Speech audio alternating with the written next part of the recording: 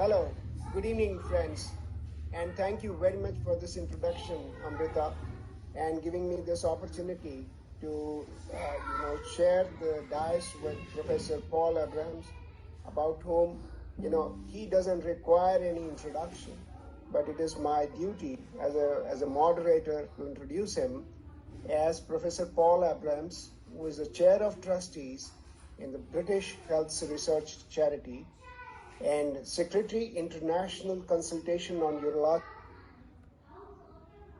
of Urological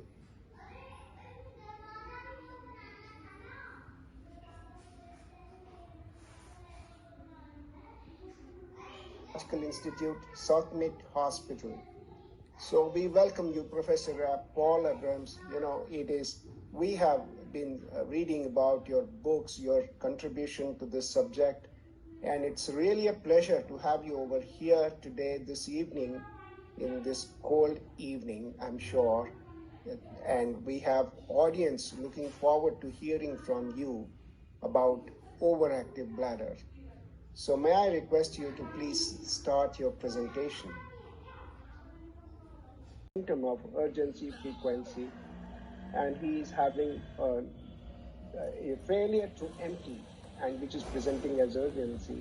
And if he is given a known anticholinergic, you're going to make it worse. So in India, fortunately, we have access to ultrasound even through the general practitioners.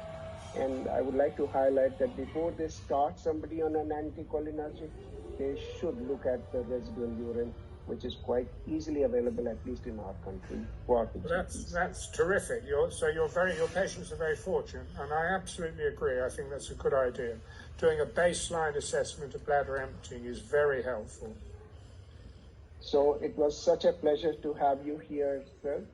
And I know we are overshooting the time. The discussions can go on and on. I have a lot of things that I had written down that we could have discussed, but I think because of the paucity of time, we will need to come to a close. And thank you very much, Dr. Abrams. It is just such a wonderful thing to be here with you and discussing these topics which are close to your heart and, of course, mine.